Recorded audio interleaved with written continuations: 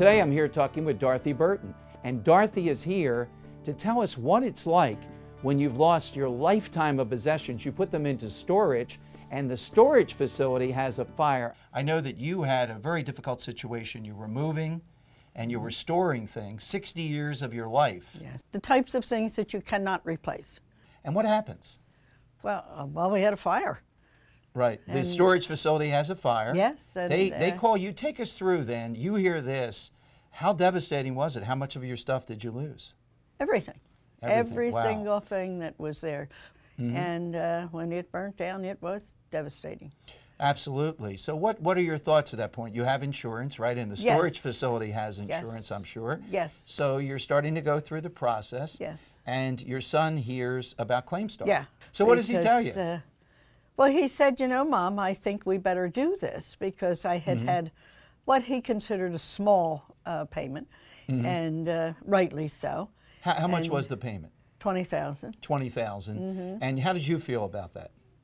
Well, I'm old school, you know. I thought it was great. Yeah, there you go. You're getting $20,000 Yeah, for a bunch of stuff that had a lot of sentimental value, Yes. but you probably thought, well, you know, what's their dollar value? 20 grand is pretty good, other than the personal loss, the emotional loss.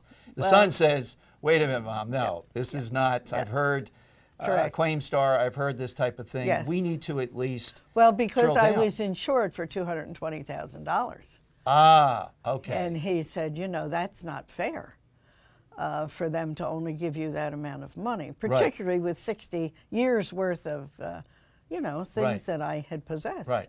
And, So he called ClaimStar. He called ClaimStar. Yes. You're involved in it. What happens? Talk about when they come out and how they assess this. Very, very nice. We came out, we talked to Marshall. And he thought that, like your son, the $20,000 was a low he figure. thought that was terrible. He didn't think that was quite fair. Terrible. So, you know. So anyway, I said, okay, I mean, I'm just here. I'll do what you people want me to do, because it sounded like the right thing to do at that time. And he was wonderful.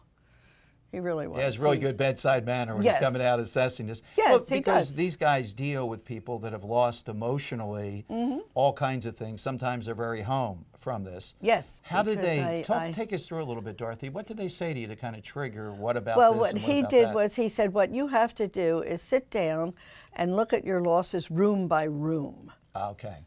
And then you can actually figure out more from what you lost. I never thought about pictures, which weren't hanging on walls any longer. I didn't think about those things. And the value of some of the things that I had that had been handmade by my mother.